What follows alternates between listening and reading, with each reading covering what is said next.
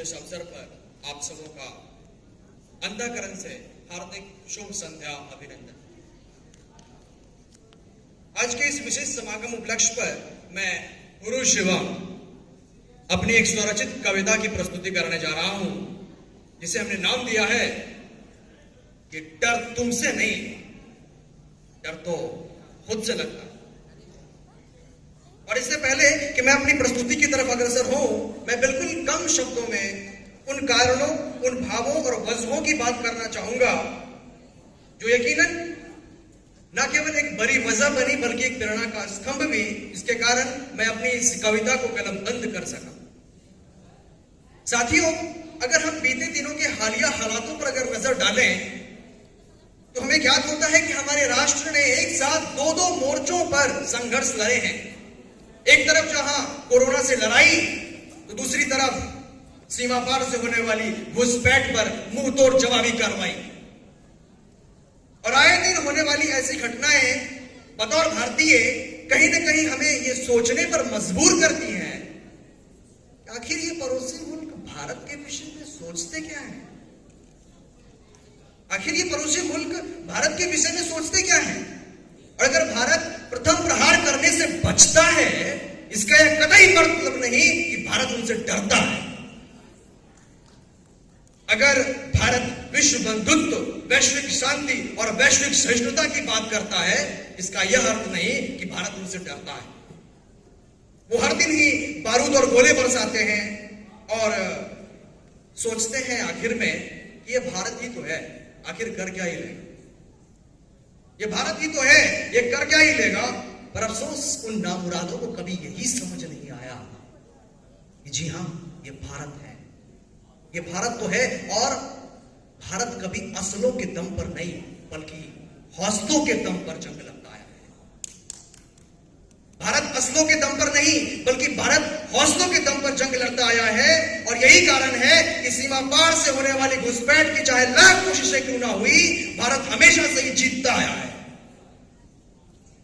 और जब मैं इतना सब कुछ आपसे कह रहा हूं तो आप समझ ही गए होंगे कि मैं किसकी बात कर रहा हूं।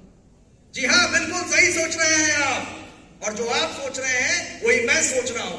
तो फिर ऐसे में मैं ये सोचने की जहमत नहीं करना चाहता कि उसका नाम भी लिया जाए, क्योंकि जब चीज ही पाक ना हो तो उस नापाक का नाम क्या ही लिया जाए। क्योंकि जब चीज ही पाक ना हो तो उस नापाक का क्या ही नाम लिया जाए। और अब बस बहुत हो चुकी राष्ट्र प्रेम की बातें, राष्ट्र प्रेम के राष्ट्रगीत की बातें। अब वक्त आ चुका है जब एक चेतावनी जारी की जाए।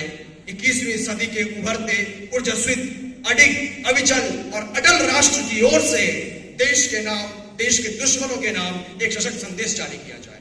तो प्रस्तुत है उसकी एक संक्षिप्त झलक। मैंने लिखा है कि कुछ इस तरह से मैंने शुरुआत की है। ऐ मेरे देश के नामुरादों, ऐ मेरे देश के नामुरादों, जरा होश में सुनो। ऐ मेरे देश के नामुरादों, जरा होश में सुनो।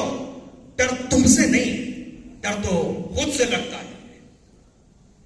अक्सर हमारी खामोशी की वजह जानने की कोशिश करते थे ना, तो सुनो। जरा सभ्य है, जरा सभ्य है इसलिए खामोश बैठे हैं। जरा सभ्य है इसलिए खामोश बैठे हैं, वरना खूंखार खून तो छत्रपति और महाराणा से विरासत में मिली है। डर तुमसे नहीं, डर तो खुद से लगता है। सरपरस्तों के पत्ते पलना, सरपरस्तों के पत्ते पलना और अपनी पाकसार जमीन से नापाक मंसूबों को अंजाम देना, बस यही काम है तुम्हारा। सरपरस्तों के पत्ते पलना और अपनी पाकसार जमीन से नापाक मंसूबों को अंजाम देना, बस यही काम है तुम्हारा। पर हम शायद तुम्हारे सदृश नहीं, क्योंकि सर्वे भवन्तु सुखिनः और वसुधैव कुटुंबकम है संस्कार। और हाँ, ये संस्कार चरित्र ही है हमारे, जो तुम अपनी शहर जमीन पर खैरात की खुराक खाकर खैरियत से हो।